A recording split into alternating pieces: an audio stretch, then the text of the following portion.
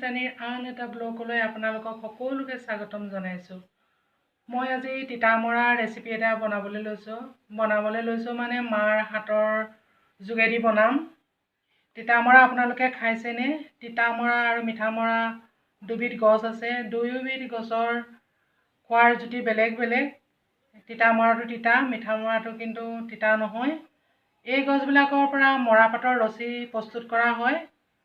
তিতামৰা গছটোৰ পাতবিলাক শুকুৱাই গুড়ি কৰি সান্দহৰ লগত বা পিঠাগুড়িৰ লগত বইল কৰি তিতামৰা শুকুতা বনোৱা হয়। তিতা শুকুতা খাবলৈ ভাল লাগে, স্বাস্থ্যৰ কাৰণেও ভাল তিতা খোৱাটো।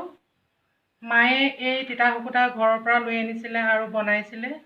মায়ে কেনেকৈ বনাইছিলে চাওঁ ব'লক, আৰু খোৱাৰ পাছত আপোনালোকক জনাই আছোঁ তিতা শুকুতাটো খাবলৈ কেনেকুৱা। যদি ভিডিঅ'টো আপোনালোকে চাই ভাল পায়, লাইক কমেণ্ট ছাবস্ক্ৰাইব কৰিব দেই। কি বনাইছোঁ? তিতা শুকুতা। তিতা শুকুতা এতিয়া কি দিবা? পানীখিনি উতলাই পিনি মই সান্দহ গুড়ি দিম। সান্দহ গুড়ি দিবা? তোমাৰ দি দিয়া।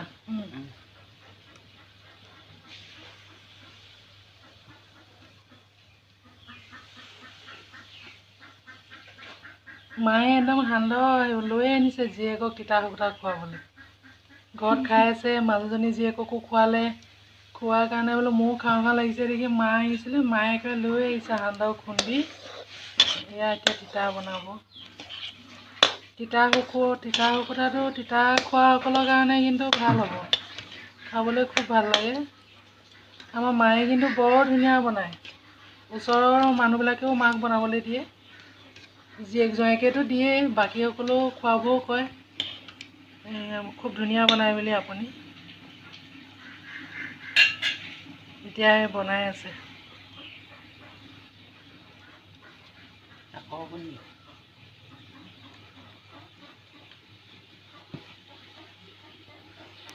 এটা গৰম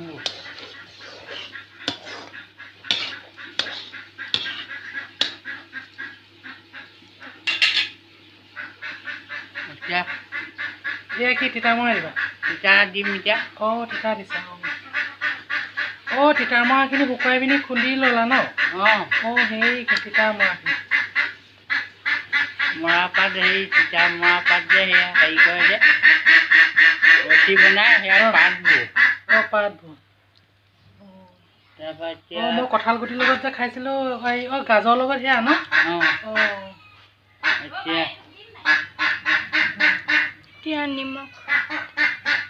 এতিয়া নিমখ অকণমান দিছোঁ।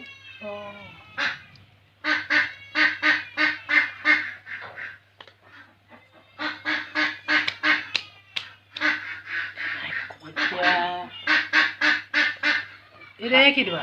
এয়া কলখাৰ দিবা। কলখাৰ দিছোঁ।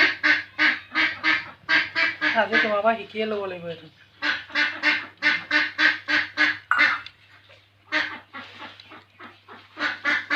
এয়া লৰাই দিছোঁ।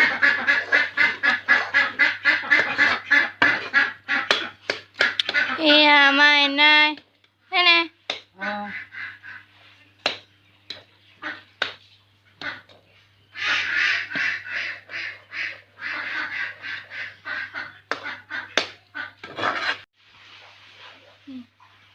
এতিয়া মিঠাতেল অকণমান দিছোঁ তুলি থাকোঁতে।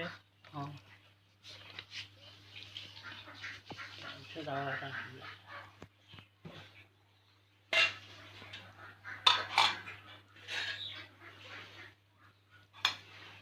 এতিয়া আদা পাত দিবা।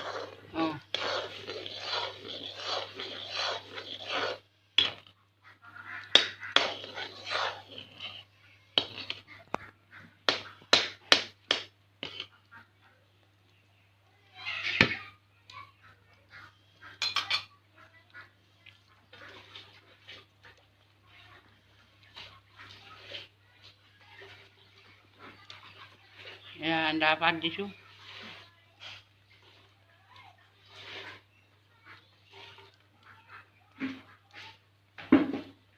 আদাটো নিদিয়ে, পাতটোহে দিয়ে বোলে ইয়াত। পাতটোহে দিওঁ। নেকি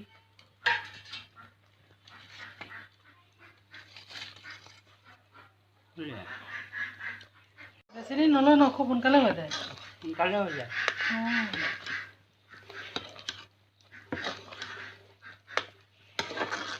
সৰু হৈ থাকোঁতে এই